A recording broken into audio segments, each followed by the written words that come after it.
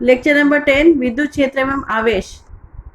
Next topic पे आ जाते हैं। एक समान विद्युत क्षेत्र में रखे विद्युत द्विध्रुव पर बल आघूर्ण। यहाँ पर एक विद्युत क्षेत्र ई रखा हुआ है, ई पर एक डायपोल रखा हुआ है। आप जानते हैं डायपोल एक प्लस क्यू चार्ज है, एक माइनस क्यू चार्ज है। बिंदु ए पर प्लस क्यू, बिंदु बी पर माइनस क्यू चार्ज है। दोनों के बीच का जो डिस्टेंस है वो 2 है, 2a है, जैसे कि हम पहले से ही लेते आए हैं। ए बिंदु पर प्लस क्यू चार्ज रखा हुआ है, बी बिंदु पर माइनस क्यू। तो ई जो है ए पर बल लगाएगा, क्यू प्लस क्यू चार्ज पर बल लगाएगा, वो कितना है प्लस क्यू ई। और इसी प्रकार विद्युत क्षेत्र ई जो है वो बल बी पर भी लगाएगा, बी मतलब माइनस क्यू आवेश पर भी लगाएगा, और वो है क्यू ई। आप देख सकते हैं कि ये विद्युत क्षेत्र के समानांतर दोनों हैं। कौन कौन है? प्लस क्यू ई और माइनस क्यू ई। एक है प्लस क्यू ई एक बल, और एक बल है माइनस क्यू ई। ये दोनों ही बल आपस में बराबर है परिमाण में। ये क्यू ई है, एक प्लस है एक माइनस है, बस इतना ही अंतर है। विपरीत है, दोनों विपरीत दिशा में है, परंतु ये दोनों बल जो है ई के समानांतर हैं। दोनों बल जो है पी ई के पैरेलल है। एक है प्लस क्यू, एक है माइनस क्यू। हम क्या बोलेंगे कि द्विध्रुव के दो ऑपोजिट चार्जेस पर लगने वाला बल क्यू ई परिमाण में समान है, परंतु उनकी दिशाएं आपस में विपरीत हैं, परंतु ये दोनों बल जो है ई के समानांतर है। तो यहाँ पर ए भी एक इलेक्ट्रिक डायपोल, आप ये इसके डिटेल लिखेंगे जितना मैंने अभी बताया। यह एक समान विद्युत क्षेत्र ई के साथ थीटा कोण बनाते हुए रखा हुआ है। कौन सा? डायपोल जो है ई के साथ थीटा कोण पर बना हुआ है। ई के कारण प्लस क्यू पर लगने वाला बल plus Q E, minus Q पर लगने वाला बल माइनस क्यू ई है। ये परिमाण में बराबर एक दूसरे के समांतर है तथा दिशा में विपरीत है। अतः ये एक बल युग्म का निर्माण करेंगे। बल युग्म किसे बोला हमने? कि दोनों बल परिमाण में बराबर है और विपरीत दिशा में है, इनको हम बोलते हैं बल युग्म, जो डायपोल को घुमाकर ई के समांतर लाने का कार्य करते हैं। ये प्लस क्यू ई और माइनस क्यू ई क्या चाहेगा कि ए बी जो डायपोल है ई के बिल्कुल समांतर आ जाए। मतलब प्लस क्यू इस दिशा में घुमाने का प्रयास करेगा और माइनस क्यू इस दिशा में घुमाने का प्रयास करेगा, जिससे कि ए बी किसके? ई के समांतर हो जाएगा। ये बल युग्म का कार्य है। क्या करेगा? एक बल युग्म निर्माण करेंगे जो डायपोल को घुमाकर ई के समांतर लाने का कार्य करेंगे। इस बल युग्म को हम कहते हैं प्रत्यानयन बल युग्म। प्रत्यानयन बल युग्म, इसका हम अब निकालने जा रहे हैं आघूर्ण, जिसको हम टॉ से दर्शाते हैं। टाउ जिसको बोलते हैं TAU, टाउ से दर्शाते हैं। टाउ का जो फॉर्मूला है वह है कोई भी एक बल, इन दोनों बल का चूंकि परिमाण समान है तो हम कोई भी एक बल ले लेंगे, और दोनों के बलों के क्रिया रेखा के बीच की लंबवत दूरी, परपेंडिकुलर डिस्टेंस। दोनों बलों की क्रिया रेखा, इधर आ जाइए आप, क्यू ई इस तरफ है और क्यू ई से, दोनों का क्रिया रेखा कौन सा है? ये वाला लाइन है, ये लाइन और ये लाइन, इनके बीच का जो लंबवत डिस्टेंस का है क्या है? AC है।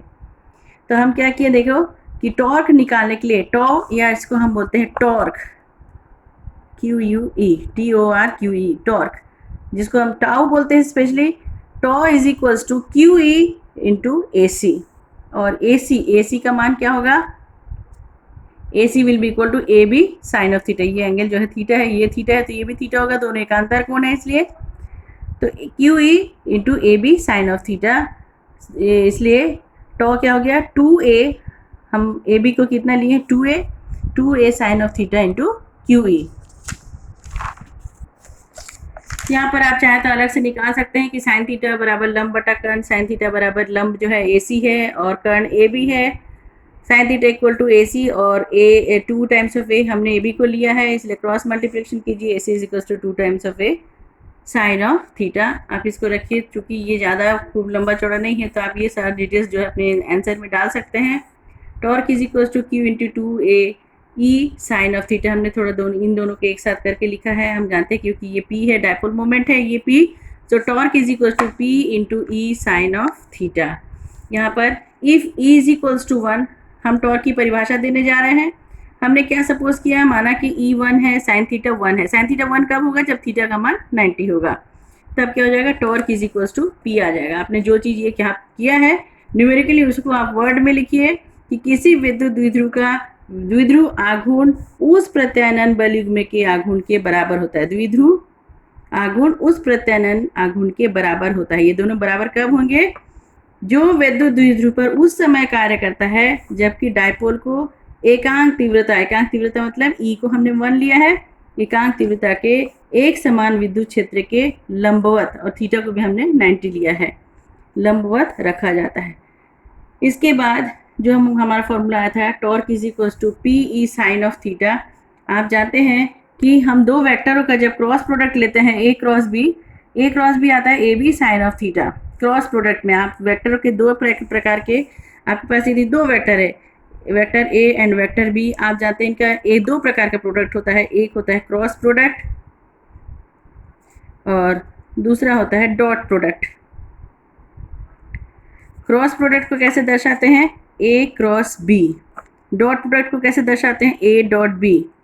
ए क्रॉस बी होता है mod of A, mod of B and sine of theta and one unit vector also, and A dot B is equal to mod of A, mod of B and it is cos of theta.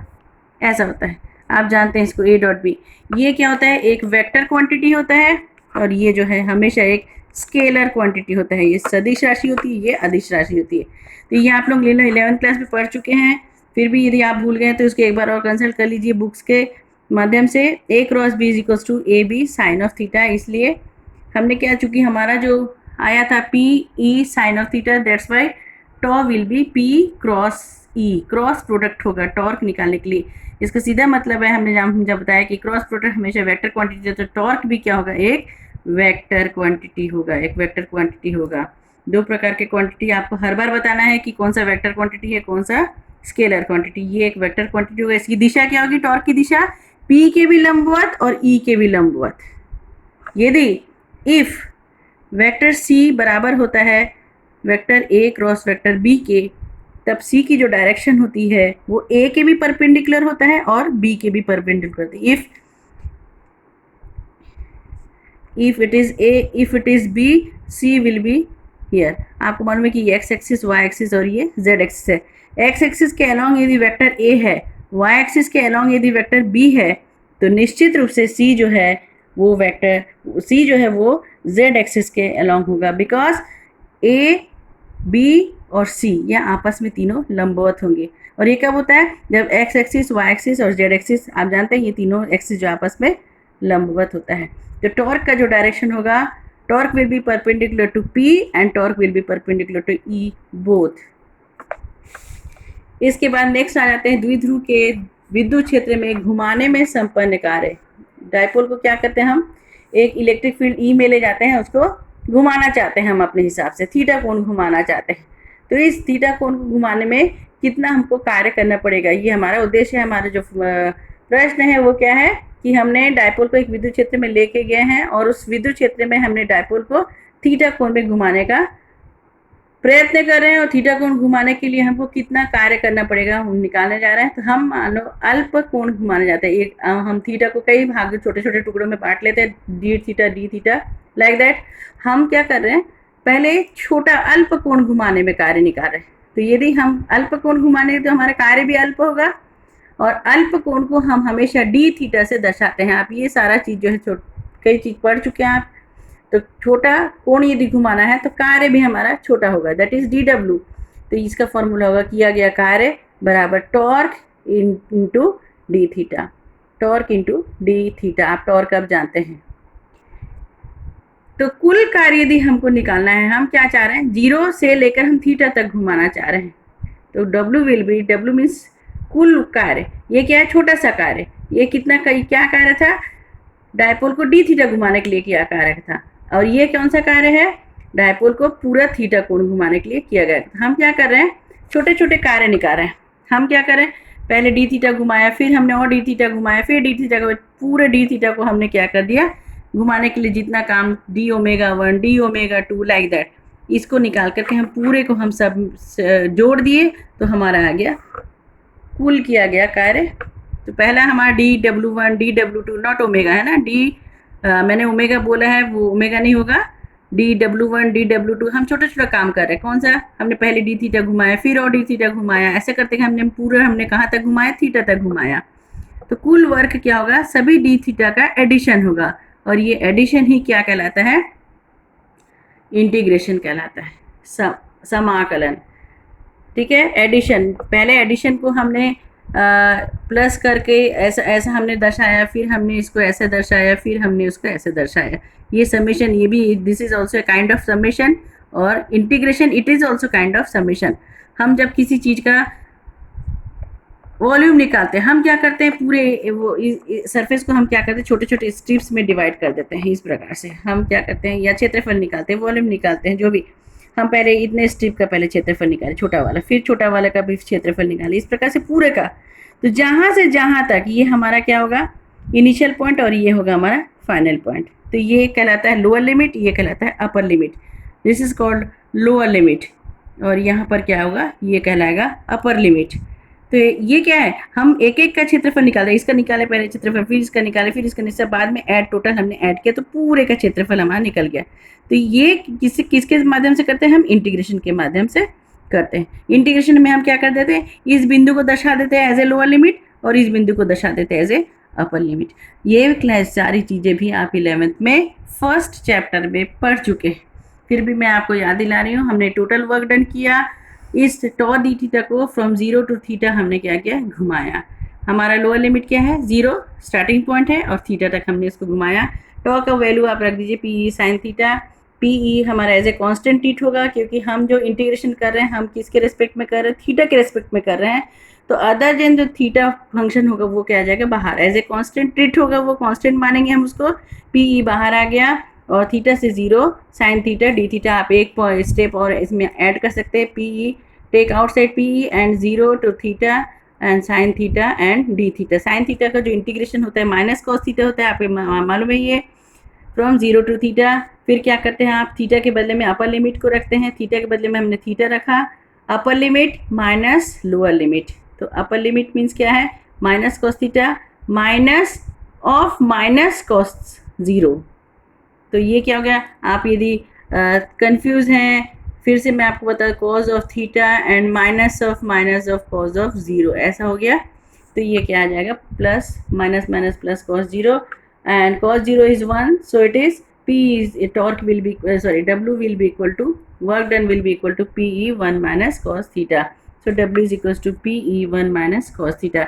यहाँ पर हम अलग अलग 3 condition दे सकते हैं। If theta is equals to 0 then W will be 0. If theta is 90 then W will be equal to PE, and if theta is equals to 180 W is equals to 2PE. आप यहाँ पे value अलग अलग theta का रख करके देख सकते हैं। इन चीज़ों को एक बार थोड़ा सा आप 11th क्लास को एक बार रिपीट कर लीजिए अपनी बुक्स खोल करके। इसके बाद हम क्या करते हैं, एक समान विद्युत क्षेत्र में द्विध्रुव की स्थितिज ऊर्जा निकालते हैं। स्थितिज ऊर्जा और किए गए कार्य, जो कार्य करते हैं वही स्थितिज ऊर्जा के रूप में संचित होता है। हम सेम काम कर रहे हैं, फिर से हम क्या करें, इसके पहले जो हमने कार्य किया, हमने जो W वर्क कैलकुलेट किया था, हम 0 से थीटा तक घुमाने में किया गया कार्य निकाले थे। अब यही चीज को, इसी कार्य को हम एक मानक स्थिति से निकालते हैं।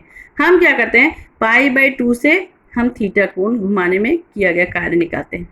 चीज वही है, सिर्फ हमारा लिमिट जो है वो चेंज हो गया है। हम क्या कर दिए, मानक स्थिति, एक कार्य में और स्थिति ऊर्जा में अंतर को बताने के लिए ये चीज किया, ठीक है। कार्य निकालने के लिए हम एक 0 स्टार्ट कर, जैसे स्केल का 0 होता है, सिमिलरली 0 से हमने स्टार्ट किया, थीटा तक हमने घुमाया। जितना वर्क करना पड़ेगा दैट इज वर्क डन। अब हमने क्या किया, इसी में लिमिट को चेंज कर दिया। एक मानक स्थिति बताया कि π/2 से थीटा घुमाने में जितना कार्य किया जाएगा उसी को हम क्या बोलेंगे, पोटेंशियल एनर्जी बोलेंगे, द्विध्रुव की स्थितिज ऊर्जा बोलेंगे। तो पूरा चीज वही है, W is equal to π/2 theta PE sine of theta, again PE minus of cos of theta. अब ये क्या हो जाएगा, माइनस, इसके बारे में क्या हो जाएगा, PE minus of cos of theta and minus of cos of π/2। तो cos of π/2 plus cos of π/2 हो गया। We know that cos π/2 is equals to 0, cos π/2 मतलब cos 90 है, तो W is equals to minus PE cos theta, और इसको हमने W न बोल करके हमने U बोल दिया है, potential energy, and potential energy equal minus PE cos of theta.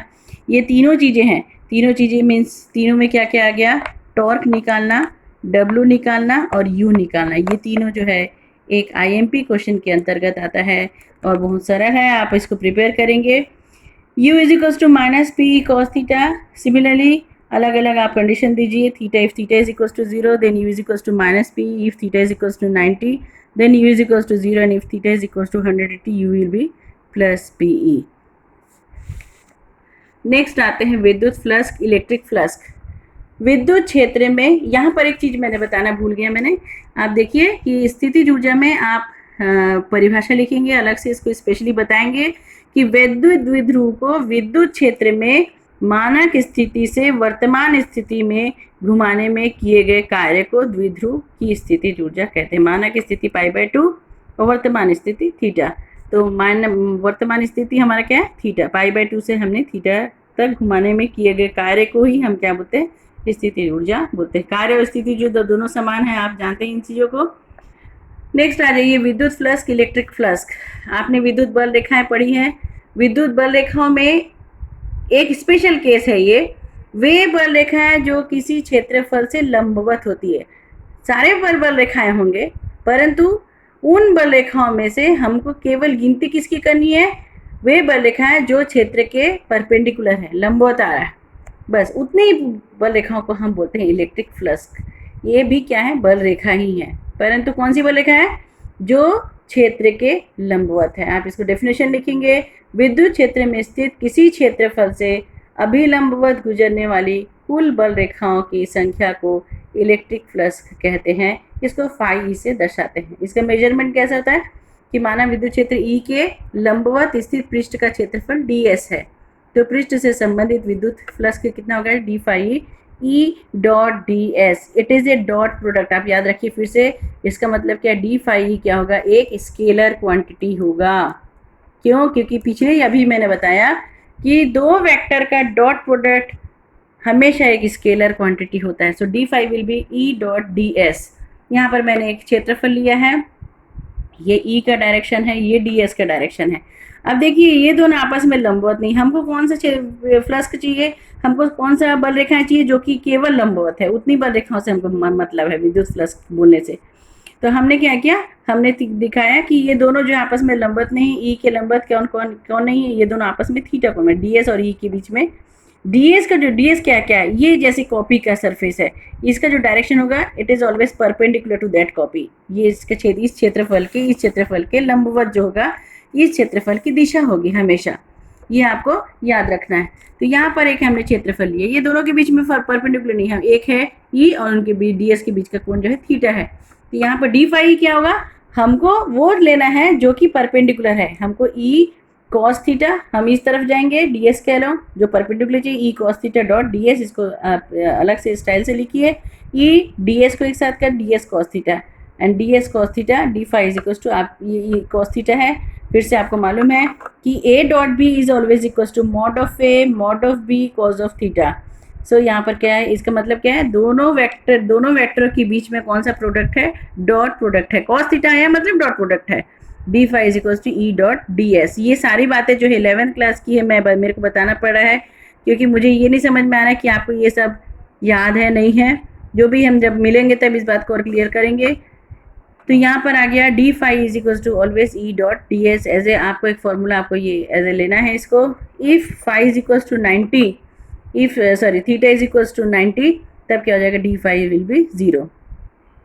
फिर विद्युत फ्लक्स के भी दो प्रकार होते हैं, धनात्मक विद्युत फ्लक्स, ऋणात्मक विद्युत फ्लक्स. दो प्रकार अलग से देखो, इसमें दिख रहा है कि वे विद्युत फ्लक्स जो कि क्षेत्रफल से बाहर की ओर जा रहे हैं, लंबवत तो है ही है. विद्युत फ्लक्स बोलने का मतलब है कि बल रेखाएं लंबवत है, सीधी बात. सभी बल रेखाओं को आपको लेना नहीं, केवल उन बल रेखाओं के जो कि क्षेत्रफल के लंबवत है उन्हीं को लेना है. तो ये विद्युत फ्लक्स की यदि क्षेत्रफल से बाहर की ओर जा रहे हैं, क्षेत्रफल से बाहर की ओर निकल रहे हैं, that will be plus flux, positive flux होगा या धनात्मक विद्युत फ्लक्स होगा. और यदि बल रेखाएं जो है टूवर्ड्स इस तरफ आ रही है, किसके तरफ, क्षेत्रफल के लंबवत अंदर की ओर आ रही है, तब होगा माइनस फ्लक्स. तो इसका यूनिट दिया हुआ है न्यूटन मीटर स्क्वायर पर कूलम. न्यूटन मीटर स्क्वायर पर कूलम, आप याद रखेंगे इनको. इसके बाद एक छोटा सा टॉपिक है घन कोण सॉलिड एंगल. आपको आगे के चैप्टर्स में जब हम गॉस थ्योरम करेंगे and applications of Gauss theorem जब हम पढ़ेंगे, उस समय इसकी आवश्यकता पड़ेगी. इसका पूरा प्रूफ आपके कोर्स में है भी नहीं, हायर क्लासेस के प्रूफ है, या बाद में देखेंगे हायर क्लासेस में. सिर्फ आपको ये जानना ज़रूरी है कि ये सॉलिड एंगल होता क्या है किसी भी पृष्ठ द्वारा किसी बिंदु पर, पृष्ठ द्वारा मतलब कोई क्षेत्रफल द्वारा, किसी भी पृष्ठ द्वारा किसी बिंदु पर बनाए गए कोण को घन कोण कहते हैं। इसे डी ओमेगा से दर्शाते हैं। मैंने लिखा देखो OMEGA, ओमेगा से डी ओमेगा, ये इस प्रकार से होता है, नॉट WT से, ऐसे थोड़ा सा बनावट इसकी होती है। तो देखो यहाँ पर हमने क्या किया, एक बड़ा पृष्ठ है, उसका छोटा सा काट हमने ले लिया, छोटा सा निकाल लिया टुकड़ा, एक बड़े पृष्ठ का छोटा सा हमने टुकड़ा ऐसे निकाला। ये हमारा कौन सा टुकड़ा है, AB। ये AB हमने छोटा, एक पूरा बड़े सरफेस का हमने छोटा टुकड़ा निकाला। फिर से मैं बोल रही, इसलिए इसको DS बता रहे हैं, इसका क्षेत्रफल DS है। ये डायरेक्शन है इसका, ई का डायरेक्शन डी ओमेगा से दर्शाते हैं। D omega will be D cause of theta, ठीक है। इसके अलोंग जो डायरेक्शन होगा, ये देखो इस बिंदु पर जोड़े हैं, ये बिंदु जो भी आप OB ले लो, यहाँ पर इसका जो क्षेत्रफल, जो ये वाला पृष्ठ जो कितना कोण बना रहा है, इस प्रकार से कोण बना रहा है, ये कहलाएगा D omega. So that D omega will be D cause of theta upon R square. ये इसका फॉर्मूला आपको बस याद रखना है, D cos theta upon R square. जबकि DS किसी बड़े पृष्ठ S का एक अल्पखंड है, आपको ये भी मेंशन करके बताना है। तो कुल ओमेगा यदि हम निकालने जाए, मतलब ये तो छोटा टुकड़ा ने बनाया यहाँ पे कोण, इस पूरे क्षेत्रफल ने कितना कोण बनाना है, तब हम क्या करेंगे, फिर से हम इसको इंटीग्रेट कर देंगे, and that will be surface integration. Surface integration over DS cos theta upon R square, और इसकी वैल्यू आती है 4 पाई स्टेरेडियन। आपको इतना याद रखना है। आप इसमें एक नया चीज आप देख रहे हैं कि सरफेस इंटीग्रेशन ओवर ए क्लोज कंटूर, ये बता रहे क्लोज कंटूर है, ये क्षेत्रफल के पूरे घेर करके बनाए हैं। 3 प्रकार के आप इंटीग्रेशन पढ़ेंगे। एक पढ़ेंगे लाइन इंटीग्रेशन, उसके बाद पढ़ेंगे आप सरफेस इंटीग्रेशन, और उसके बाद तीसरी तरफ पढ़ेंगे वॉल्यूम इंटीग्रेशन।